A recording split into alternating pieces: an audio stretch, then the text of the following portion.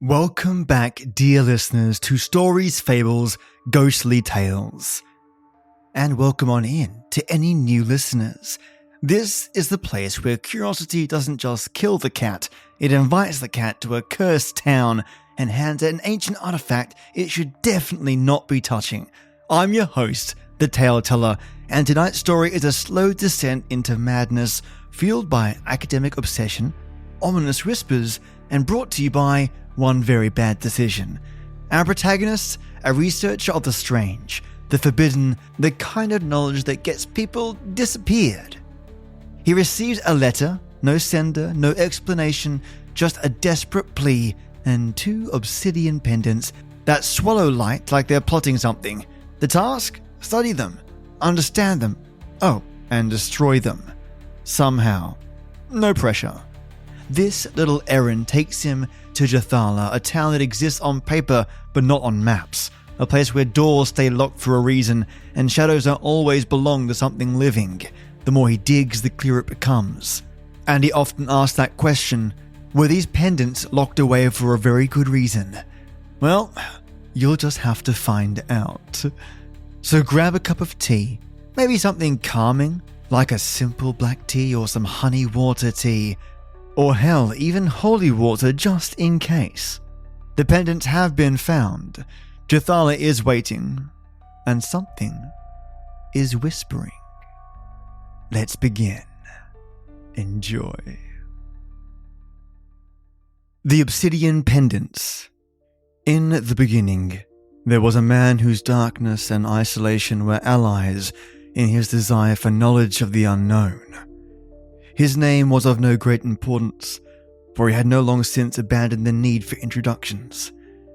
His world was one of dusty tomes and forgotten myths, of shadowed figures scrawled into the margins of forbidden texts.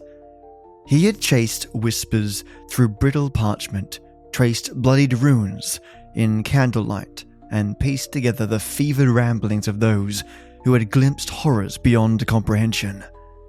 It was in this existence, bound by ink and dread, that the letter arrived. The envelope was unremarkable, save for the thick, fibrous texture of its parchment, coarse as dried skin. There was no return address, only his own name, written in a hurried, near-desperate hand. He slid a finger beneath the wax seal, and the envelope parted with the sound that reminded him of sinew tearing from bone. 2 pendants spilled onto his desk. They were blacker than the void between stars, their surfaces swallowing light rather than reflecting it.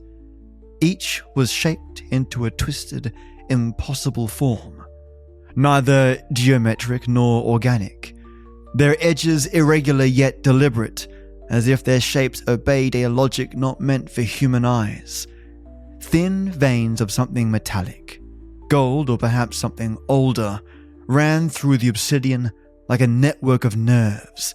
He felt, rather than saw, a pulse in the stone, as though the pendants were living things, forced into unnatural stillness. He did not touch them immediately. He had studied enough to know that the artifacts of uncertain origin often carried unseen burdens. Instead, he turned to the letter, unfolding it with slow precision. The ink bled into the fibers of the paper, smudged in places by what looked like sweat-stained fingertips. To the one who seeks truth, these must be studied. They must be understood.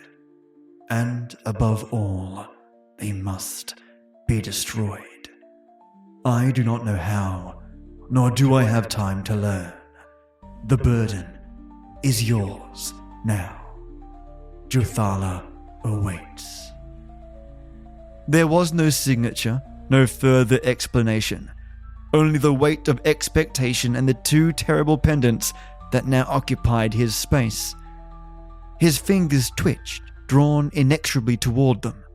The rational mind told him he should refuse, cast them away, burn the letter, forget this intrusion. But the rational mind had never won against curiosity. He reached forward and pressed his fingertips to the obsidian, and the world around him exhaled. The walls of his study darkened, the gaslight dimming as if recoiling. The air thickened with the scent of scorched metal and damp earth. A sensation neither warmth nor cold seeped into his bones, coiling into the marrow. The silence deepened, and for the briefest moment, he felt watched. Then, as quickly as it had come, the presence receded. The room remained unchanged, save for the faint ringing in his ears, like the echo of a sound too vast to comprehend. He exhaled, only now realizing he had been holding his breath.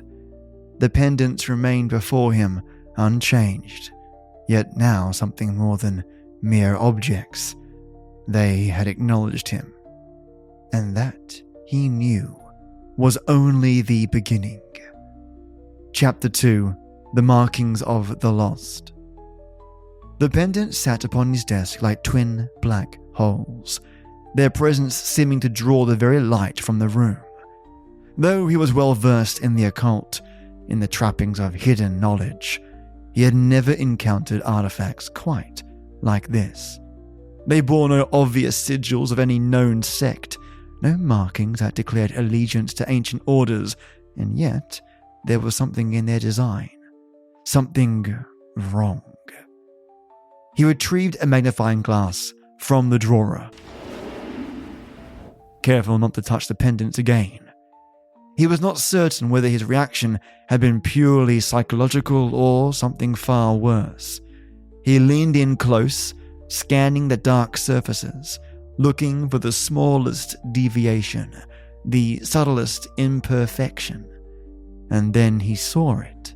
At first, he mistook it for a crack in the obsidian, a thin, jagged line that ran from the top of one pendant to its base.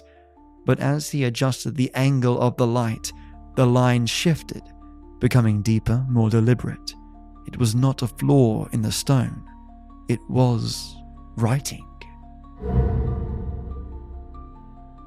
Not carved, not painted, but embedded within the obsidian itself, as if the words had been whispered into its formation rather than etched by human hands. The script was unfamiliar, but not entirely unknown. He had seen fragments of it before, scattered throughout forbidden texts and half-burned manuscripts, always incomplete, always buried beneath layers of academic dismissal. The language of something before. A tongue that predated history, that had been erased not by time, but by intention. He turned to his bookshelf, his fingers ghosting over the spines of ancient tomes. Some he had acquired through official channels, academic institutions, forgotten collections. But others had come from far darker sources. Markets held in the ruins of temples, exchanges conducted in dim-lit rooms where no names were given.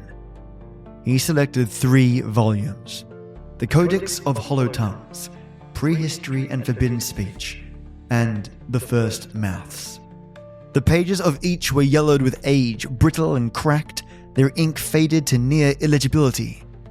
These books had cost lives to procure. He hoped they would now serve a purpose worthy of that price.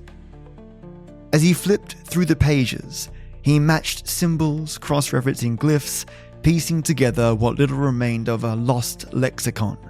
Slowly, painfully, a pattern began to emerge. The markings upon the pendants were not just words. They were instructions. Each phrase spoke of separation, of something having been spilt, divided, bound within these stones. Not a curse, not a blessing, but a containment. The pendants were not trinkets, they were prisons, and he had touched them. His stomach tightened. He closed the books, staring at the obsidian shapes with newfound unease.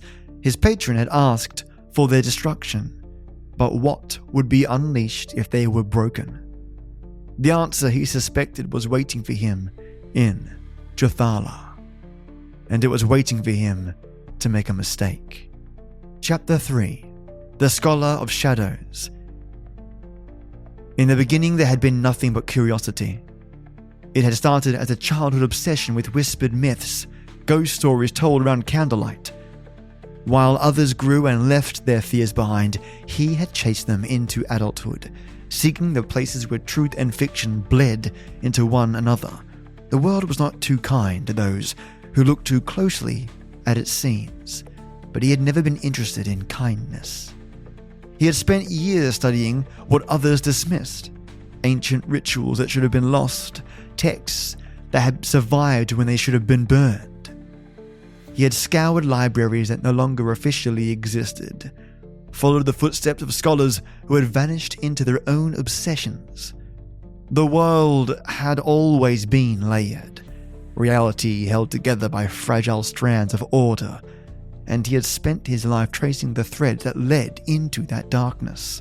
And now, that very darkness sat before him in the form of 2 obsidian pendants. He had seen artifacts before, of course. Idols recovered from sunken ruins, books written in the ink that glowed beneath candlelight, relics whose histories were so vile that even touching them left a residue of unease. But these pendants were different. They did not threaten. They waited. There was no question now that they had been made for a purpose, nor that their very existence was an act of desperation. Someone had created them to hold something, but whether that thing had once been human, divine, or something entirely other, he could not yet say. He turned his gaze to the digital glow of his computer screen, its sterile light and stark contrast to the ancient weight of the pendants. Knowledge was no longer bound by parchment and ink. It was scattered across the labyrinth of the modern world, hidden behind paywalls, locked in encrypted archives, buried in deep forums where only the truly persistent could dig. He fed the symbols he had translated into his databases, cross-referencing against every obscure source he had amassed over the years, a process both painstaking and exhilarating. Each matched glyph was a pulse of discovery, a jolt of progress in the endless unraveling of forgotten history. Finally, a result. A name. A name that bled into his thoughts. The Shire had appeared in texts dating back thousands of years, referenced in fragmented records spoken of only in the past tense, a place that had once existed but had now somehow ceased to be. It was not destroyed. It was not abandoned. It had simply vanished. And now he was being sent there. He leaned back, his fingers pressing together in contemplation. His patron had provided no instructions beyond a plea for destruction, but he knew that could not be the full truth. Someone else had known what these pendants were. Someone else had spent years ensuring they were never found. But now they had been found, and someone, perhaps something, was waiting for their return. Chapter 4: The Road to Jathala.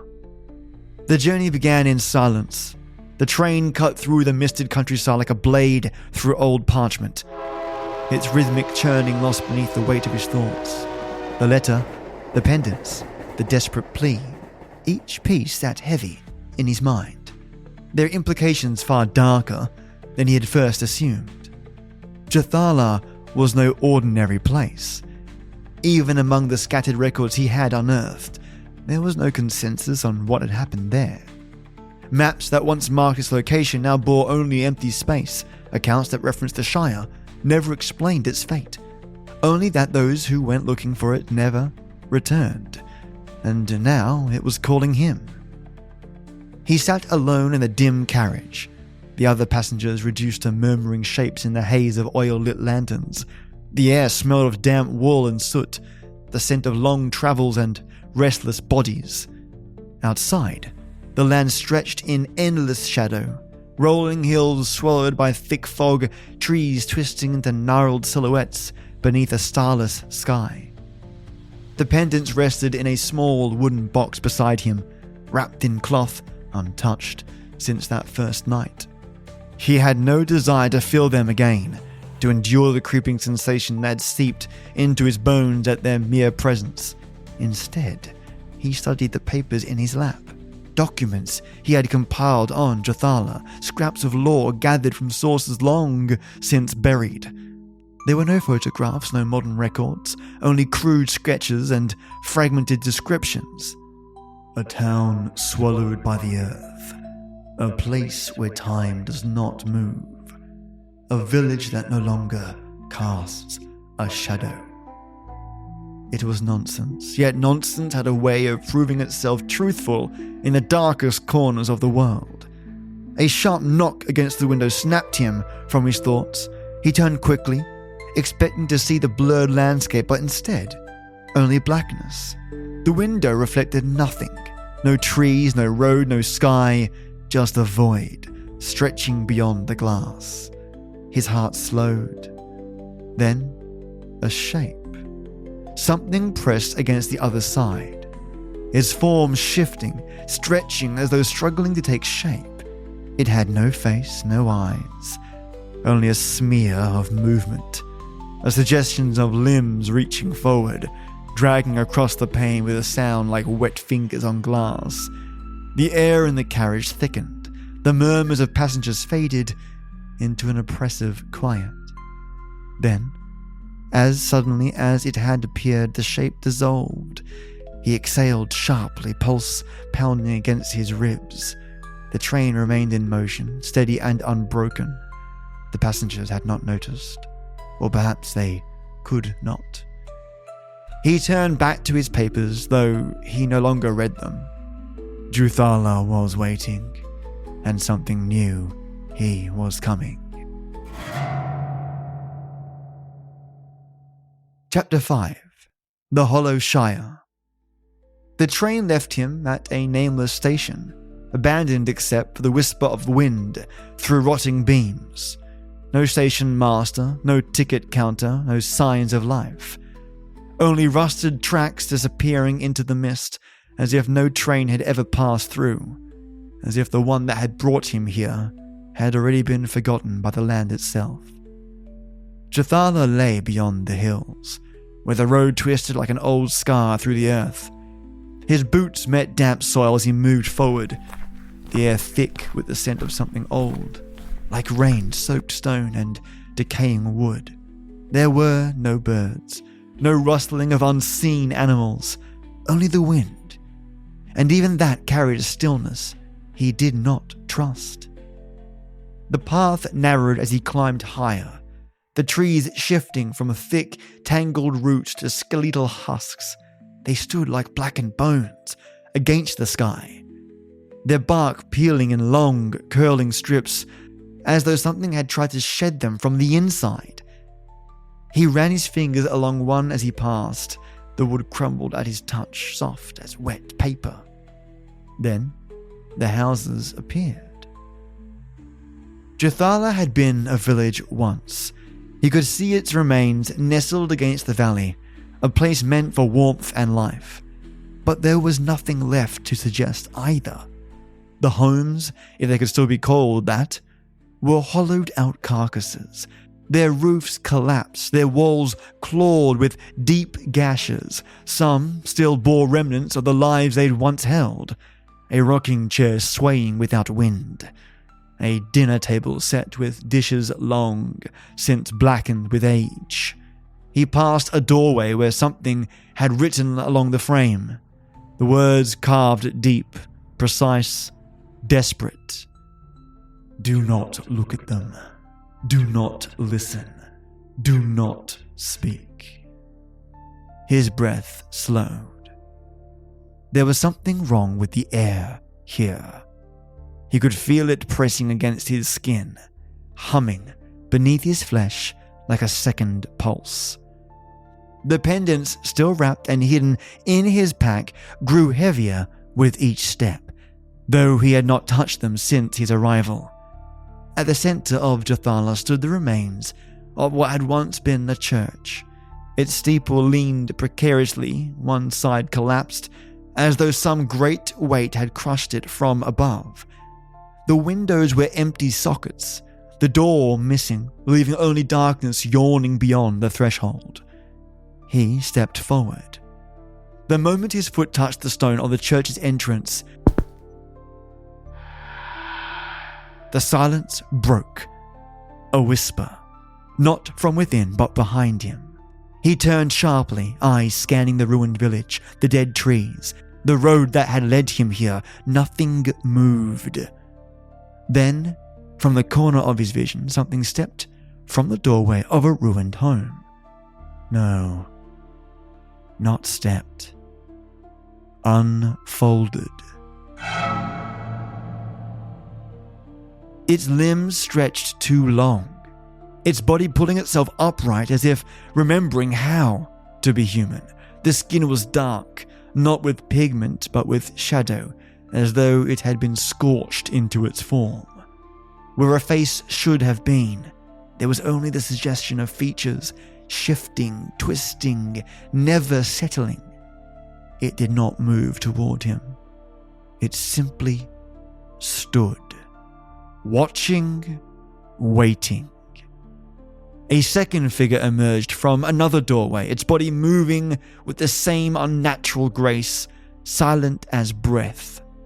Then a third, rising from behind a collapsed wall, its limbs crawling over the stone like an insect testing its surroundings.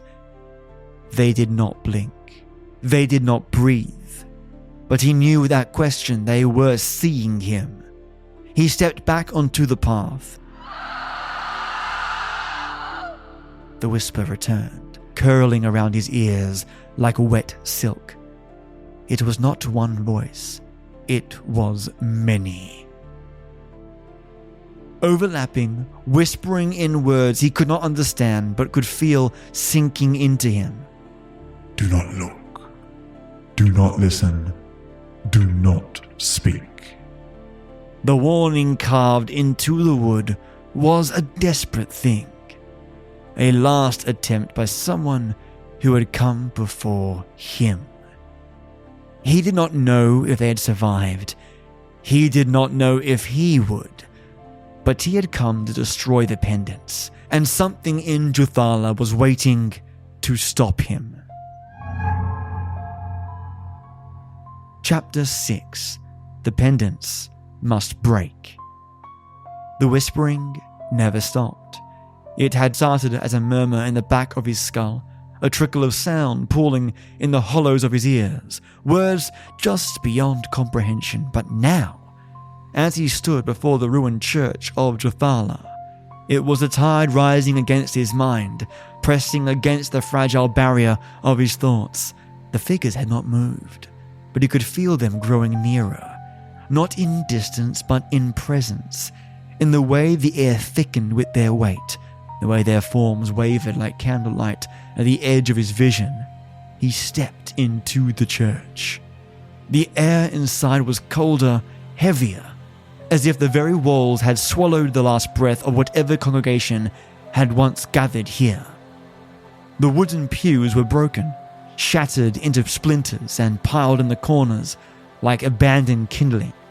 The altar had collapsed, its stone cracked down the center, and the pulpit lay on one side, as if someone had tried to drag it towards the door before abandoning the effort. And beneath it, something glowed. He moved forward, slow and deliberate. His instincts screamed against it. Do not touch it. Do not look too closely. Do not breathe too deep. But curiosity had always been his downfall. He crouched, shoving the pulpit aside, revealing what lay beneath. A circle carved deep into the stone floor. At first glance, it seemed a mess of jagged symbols, a senseless sprawl of intersecting lines. But as his eyes traced the pattern, the shape revealed itself. It was a mirror of pendants, the same twisting form, the same unnatural geometry. This was not a mere carving. This was a seal. His pulse quickened. He reached into his pack, pulling free the wooden box where the pendant lay wrapped. His fingers hesitated over the cloth, but there was no longer time for caution. He unwrapped them. The moment the obsidian touched the air, the whispering screamed. The walls groaned, the ceiling creaked, dust and splinters raining down at the church shuddered like a dying thing. The figures outside, he could not see them, but he knew they were moving now, closer, closer, drawn by the unveiling of the pendants. His vision swam, his knees buckled, and for a moment he feared he had fallen. But when he looked down, he was still standing. Only the ground had moved. The circle was no longer carved into stone. It was open. A doorway into something vast and starless, an abyss with no reflection, no depth, no end. And from that abyss, they reached for him. Hands, too many hands, fingers curling over the edge, skin stretched too tight, bones too long, the remnants of something that had once been men but had forgotten how to be. The pendants pulsed in his hands, no longer cold stone but beating, alive. He knew then the truth. These were not merely artifacts, they were pieces. The pendants were the last fragments of what had been locked away beneath Jothala. The shattered remains of something that had once been whole, something that now hungered to be whole again. And he had brought them here. He did not think. Thinking would mean hesitating, and hesitation meant death or worse. With a force beyond reason, beyond fear, he threw the pendant into the abyss. The screaming stopped. For a moment, there was nothing.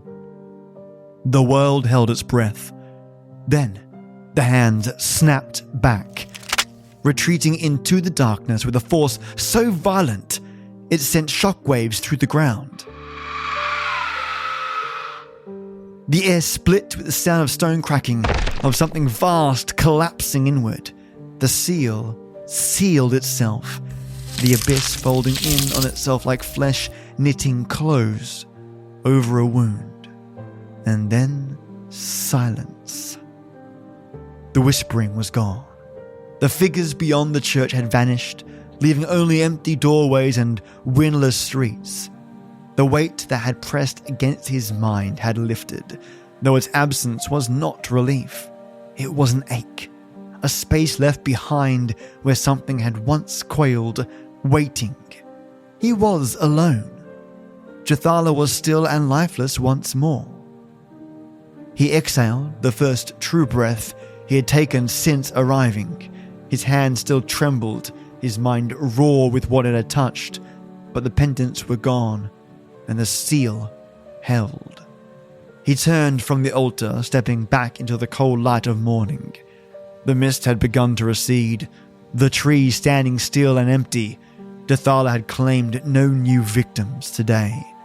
But as he walked the ruined streets one last time, he could not shake the feeling that something had watched him leave.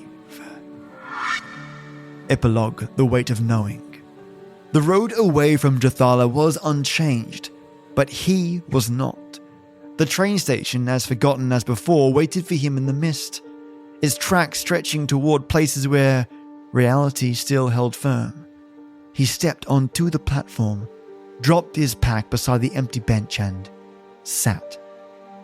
There was no ticket to buy, no train schedule to check. The train would come. It always had. His fingers still bore the faintest tremor, though whether from exhaustion or the echo of what he had touched, he could not say. The pendants were gone. The seal held. The whispering had stopped. And yet, his mind replayed those final moments in the church. The abyss swallowing its own. the hands snapping back as if called home. The seal had closed. He had seen it, felt it, but what had truly been accomplished? Had he buried something, or had he simply reset the clock? Jathala had not resisted him. It had let him go. He reached into his coat pocket and withdrew the letter that had started it all. The parchment felt heavier now, though the ink had not changed. He ran a thumb over the words. They must be destroyed. They had been, hadn't they? The wind stirred, curling through the station like breath through hollow ribs. He exhaled and let the letter slip from his fingers, watching as it tumbled along the ground, vanishing into the fog. A distant whistle cut through the silence. The train was coming.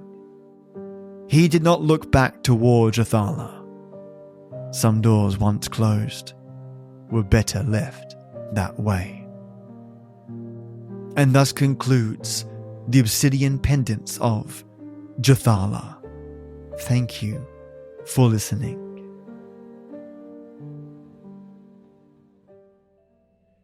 And so, dear listeners, our journey comes to an end. Or at least, that's what we'd like to believe, right? The pendants are gone, the seals hold, and Jathala has slipped back into the silence it never truly left. But some things don't stay buried, some doors don't stay shut. And if history has taught us anything, it's that the curious never really learn. Our researcher walked away, but did he escape? Or did something let him go? Perhaps somewhere in the dark, the whispering has only just begun again. Thank you for joining me on tonight's tale of mystery, madness, and ominous warnings that were absolutely ignored. If you enjoyed this episode, be sure to follow, subscribe, and of course, share it with someone who definitely wouldn't touch a cursed artifact, just in case. And if you get a chance, don't forget to leave an iTunes review or swing on by my Patreon, which is www.patreon.com/SFGT if you like what I do and want to support the show. And speaking of amazing support, I want to thank my Old Night Tea Titan, my White Tea Warlords, and my Earl Grey Enforcers. First up is the Guardian of Forbidden Knowledge, Matto Star, my Ode Night Tea Titan. A legendary thank you to none other than you amazing keeper of wisdom, seeker of mysteries, and most importantly, the person smart enough to probably never touch a cursed obsidian pendant. Right, Matto? Right? Dudio, if there's one thing this story has taught us, is that some knowledge is better left undiscovered. But not you, Matto Star. You're the kind of person who could walk into Jathala, give the Whispering Horrors a stern talking to, and still make it back in time for a perfectly brewed cup of tea. Your support isn't just generous, it's the kind of protective sigil this podcast needs to keep the eldritch nightmares at bay. Without you, I'd probably be deciphering cryptic symbols in the dark with nothing but a weak flashlight and a bad idea. So here's to you, Matto Star, the light in the abyss, the tea in the madness, and the only person I trust to proofread an ancient cult manuscript without accidentally summoning something unspeakable. May your tea always be warm, your books always be unblighted, and your parcels never contain ominous artifacts. Thank you for being a true legend and my friend. Have a wonderful, wonderful week ahead, mate, and thank you for your support. And to my amazing White Tea Warlords, I'm lucky enough to have 4 legends. First up is Lezosaurus Rex. Stronger than any ancient seal, more powerful than an eldritch horror's grip. If something tried to escape from an obsidian pendant, you'd bench press it right back where it came from, or power lift it into oblivion. Keep pumping iron and protecting reality, my friend. You're a superstar. Thank you, Leza, for being my pal. Thank you for your support, and have a kick-ass week. Keep pumping the iron, you living Hercules. My next White Tea Warlord, Joseph Schroeder. If anyone could survive Jathala, it's you. Maps vanish? You've got backups. Strange whispers? Noise-cancelling headphones. Cursed pendants. You're already 3 steps ahead with a sledgehammer. The apocalypse could take notes from you, Joseph. And your unperturbed logic will put you leagues ahead anyone that tried to enter Jathala and live. We could learn a thing from you, buddy. Mate, thank you so much, Joseph, for your support, for being my pal, and have yourself a brilliant week ahead. Thank you so much, mate. And Maya, the queen of cats and cryptic horrors, if those whispering shadows had any sense, they'd be offering you tribute instead of trying to spook travelers. No doubt your feline army would have Jathala cleaned up in no time. One hiss and a scratch at a time, of course. But Maya and your feline army would wreak havoc on those shadow creatures. You're an absolute legend. Thank you so much, Maya, for your support and your kindness. And thanks for being my pal. Have a absolutely wonderful week ahead of yourself. Thank you, mate. And of course, Sangeetha, the Dreamwalker, Peacemaker, and the only one wise enough to actually listen to the warnings. While the rest of us are poking at cursed artifacts, you're the one guiding lost souls away from doom and away from the artifacts, keeping the balance the universe needs and all the horrors in check. Thank you, Sangeetha. You are brilliant. Thank you for your support. Thank you for your kindness, and have a absolutely wonderful week ahead of you as well. To all my White Tea Warlords, your support keeps this podcast protected. If darkness comes knocking, I'm hiding behind you, okay? And to my own Night Tea Titan, the deity that protects this podcast at every single turn, Matto Star, thank you for your unwavering, unshakable kindness and generosity. Thank you for being my pal again. And now I want to thank my Earl Grey enforcers, guardians of logic. The first line of defense against bad decisions are my Earl Grey enforcers. And I am lucky to have Jessica Garcia, Seductive Smiles, Paige Kramer, Divided by Zero, Juicebox Andy, Just Heather, Peter Raffaelli, and Chad Warren. And an honourable mention to Michael Krupp and Jane Gumnick as Chamomile contributors. Thank you so much for your support, everyone. And I put it all back into production. And possibly a little bit of tea. But thank you so much. Now, until next we meet, keep your lights low and your curiosity in check. And for the love of all things sane, if you ever receive a package with a no return address, maybe, just maybe, send it right back. Sleep well if you can. And as always, till next we meet.